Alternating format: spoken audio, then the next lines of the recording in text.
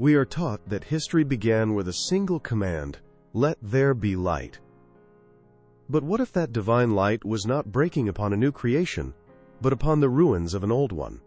What if the story we know isn't the first chapter? The very first verses of our Bible may hold the greatest secret ever kept, a story of a world that existed before Adam, a world erased from time itself. Genesis chapter 1 verse 2 describes the earth as formless and empty. The original Hebrew, tohu wabohu, speaks of a catastrophic wasteland, a desolation. Have you ever stopped to ask why?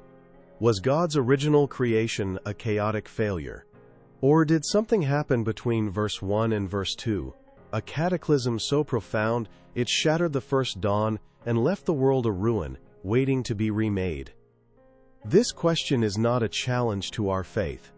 It is an invitation to a truth so deep, ancient scribes may have sealed it away, believing it was too overwhelming to be told. A truth that suggests humanity was not God's first plan, but his divine answer to a rebellion that shook the foundations of heaven long before Eden's soil was ever formed. The evidence for this lost age has been there all along, hidden in plain sight, locked within the grammar of Genesis and whispered in ancient texts that were deliberately excluded from our Bible. If you have ever felt there is more to the story, stay with me. Together, we are about to pull back a veil that has hidden the true beginning for thousands of years. What we find might change everything you thought you knew about the world before Adam. Most Bible studies simply move from verse 1 to verse 2 of Genesis, as if they were a single breath. In the beginning, God created the heavens and the earth, a perfect statement. But then, a sudden jarring shift, and the earth was formless and empty. The original Hebrew paints a picture of utter ruin. Why would a perfect creator begin with a broken masterpiece? This is the silence between the lines, the question rarely asked in Sunday school. It's an omission so profound it feels intentional. But the Bible does not remain completely silent. Generations later, the prophet Jeremiah is given a terrifying vision of God's judgment. And listen to the words he uses to describe it in Jeremiah chapter 4 verse 23. I looked at the earth, and it was formless and empty, and at the heavens, and their light was gone. Does that sound familiar? He is seeing a world uncreated, a return to the primordial chaos of Genesis. Why would a prophet describing a future judgment use the exact words from the dawn of creation? Perhaps Jeremiah was not just seeing the future. Perhaps the Holy Spirit was showing him an echo of the distant past, a divine memory of the first great judgment, the cataclysm that caused the earth to become tohu wabohu. This wasn't a world waiting to be formed. It was a world that had been unformed, shattered, a beautiful creation brought to utter desolation by a rebellion that shook the cosmos itself. This leads us to a truth that was intentionally veiled by ancient scribes. The ruin described in Genesis chapter 1 verse 2 was not the starting point of creation, but the aftermath of a war that took place not in the heavens, but on the earth.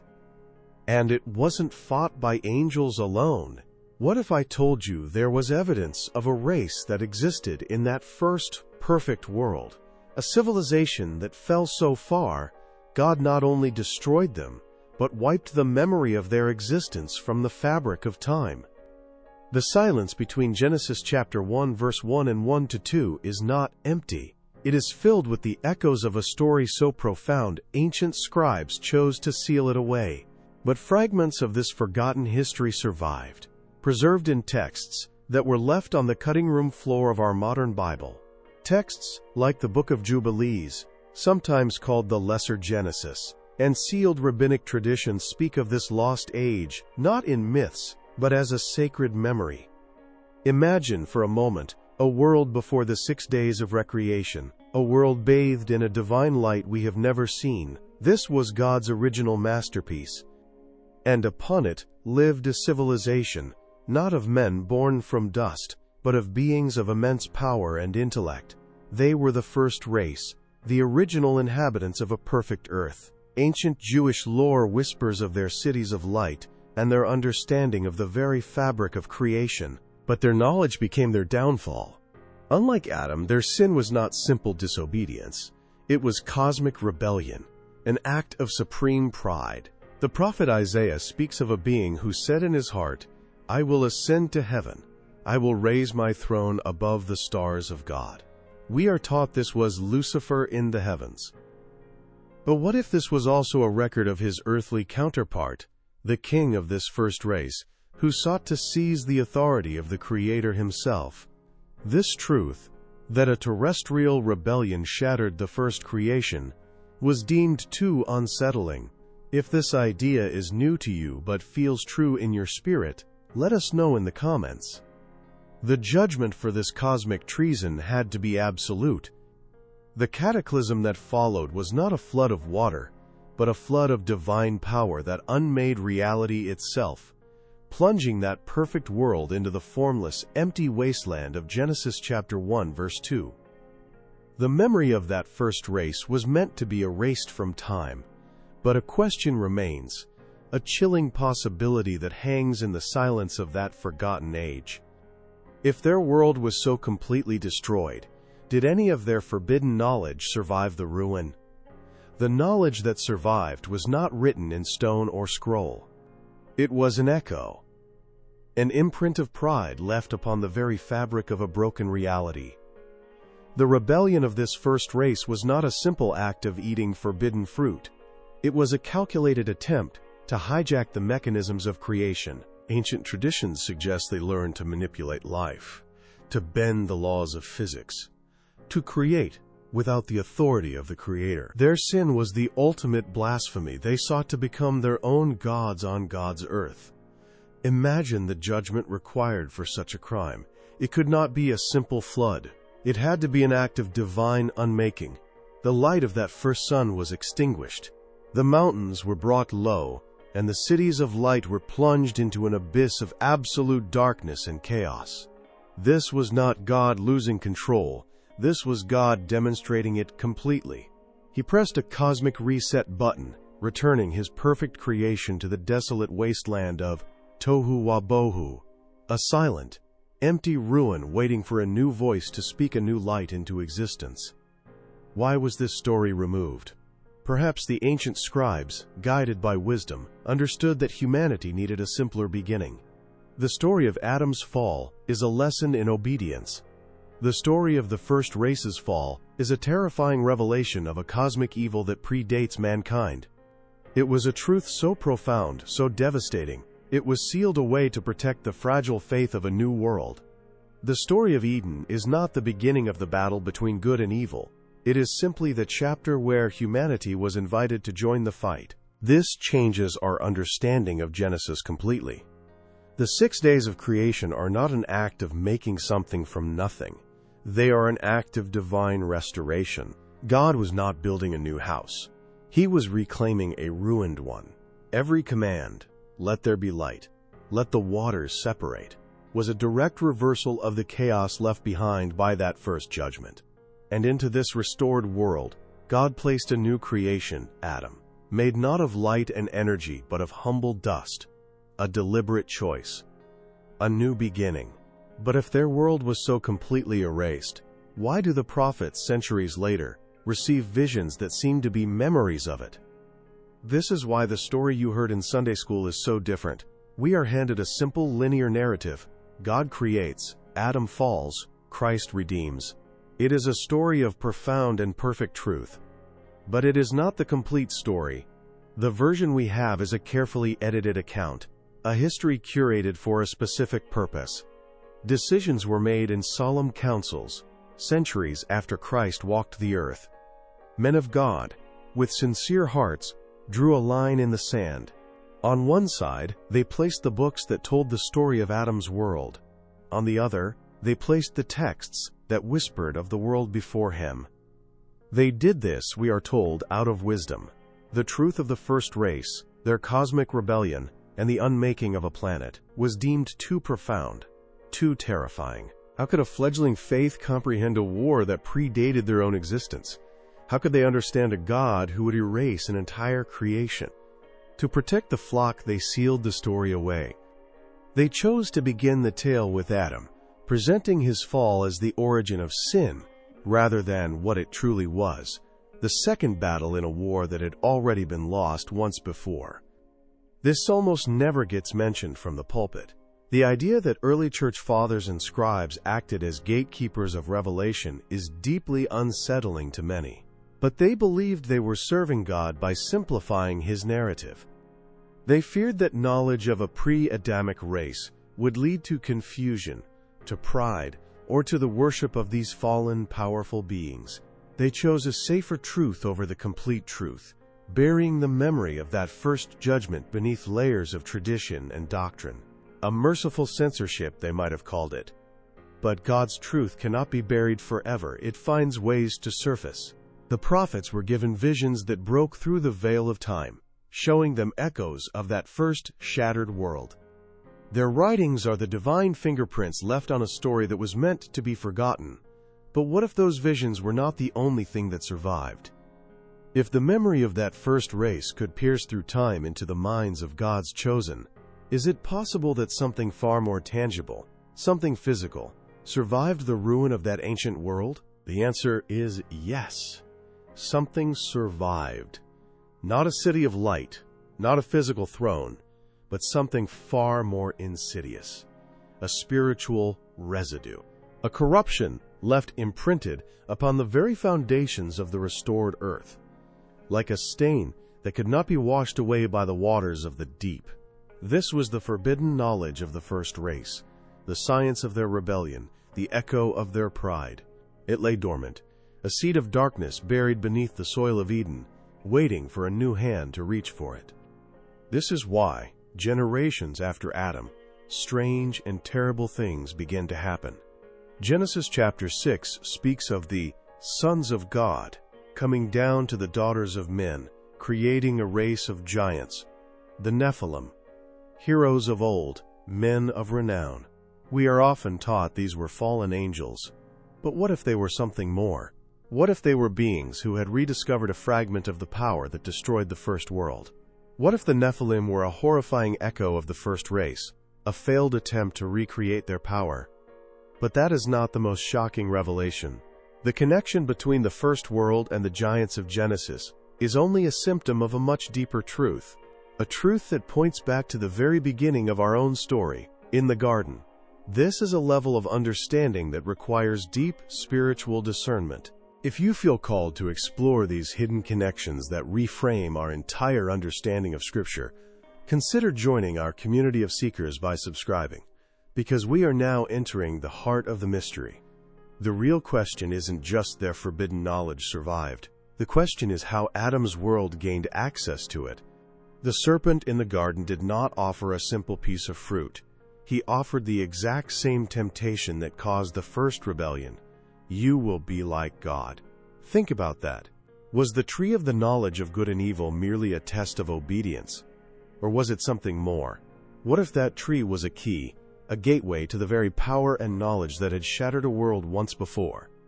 This is the theological key that changes everything. Adam was not plan B. He was the divine answer to a question that had shattered a universe. The first race, in their pride, sought to ascend to the heavens. So God, in his infinite wisdom, created a new being from the most humble of materials, the dust of the ground. Humanity was not an afterthought. We were the countermove, a creature of humility, placed in a restored world, given a simple choice that held cosmic weight. The entire story of mankind is God's response to that first, hidden rebellion. This knowledge doesn't weaken the story of Genesis. It gives it a depth and a gravity most of us have never considered. The fall in the garden was not the beginning of sin. It was the moment that ancient, dormant sin found a new host. The choice Adam faced was not simply about obedience. It was a choice between two inheritances: the humble, life-giving authority of his Creator, or the proud, death-dealing ambition of the world that was erased. Seeing this truth doesn't destroy faith. It reveals the scale of the war we were born into, and the incredible significance of our role within it. Suddenly, the entire arc of Scripture snaps into a sharper focus. The coming of Christ was not just a rescue mission for Adam's descendants. It was the final, definitive move in a war that began in a forgotten eternity. He came to defeat not only the sin that began in Eden, but the original, cosmic pride that poisoned creation from its very first dawn. The cross is not just a remedy for a broken law. It is the ultimate answer to an ancient rebellion, a declaration of victory over an enemy far older than we ever knew. This brings us to the final, unsettling truth. If the tree of knowledge was a gateway to the power that destroyed the first world, and the serpent offered Adam the key, what exactly was unleashed when he took that bite? It was more than just sin, it was a reawakening. Adam's fall did not just open the door for death to enter our world. It unlocked a prison, releasing an ancient memory and a forgotten evil back into God's restored creation. And its influence has been hiding in plain sight ever since. The serpent did not invent a new lie in the garden. He simply whispered an old one. The forbidden knowledge unleashed was not a set of instructions, but a spiritual virus, the very operating system of the first race's rebellion. It was the blueprint of pride, the ambition to build a world without God, the desire to become the master of one's own creation. This is the influence that has been hiding in plain sight ever since, the driving force behind every fallen human empire. Think of the Tower of Babel. We are taught it was an act of human arrogance. But now, see it in this new light. It was not an invention. It was a memory. It was humanity, infected with that ancient pride, subconsciously attempting to rebuild the civilization that had been erased. They sought to build a tower whose top reached the heavens, not just out of ambition, but because they were channeling an ancient impulse, the same impulse that drove the king of the first race to say, "I will raise my throne above the stars of God." God's scattering of the people was not just a punishment, it was an act of mercy, shattering the echo of that first, world-ending rebellion before it could fully manifest again. From that moment on, human history has been caught in a tragic cycle, a reenactment of a fall we don't remember. The great empires of man, from Babylon to Rome, all follow the same pattern. They rise on the promise of human power. They seek to deify their rulers. They build monuments to their own glory, and they crumble into dust under the weight of their own pride. This is the spirit of the world the Apostle Paul warns us about. It is the ghost of that first creation, forever trying to rebuild its throne in the hearts of men. This is why the coming of Jesus Christ is the most pivotal event in cosmic history. He did not come to offer us a better version of that fallen world. He came to offer us a different kingdom entirely. His kingdom is not built on the pride of the first race, but on the humility of a servant king. It is not built with stone and mortar reaching for the heavens, but with living stones built upon the cornerstone of his sacrifice. The victory on the cross was the final answer, not just to Adam's sin, but to the ancient cosmic rebellion that began it all. And the choice is now ours.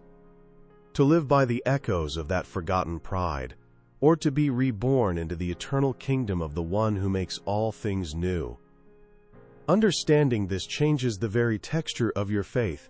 God's plan was never a simple recovery mission.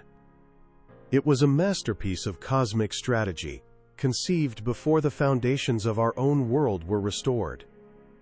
Every prophecy, every covenant, and every miracle is not just a part of Adam's story, but a move on a chessboard far older and grander than we ever imagined.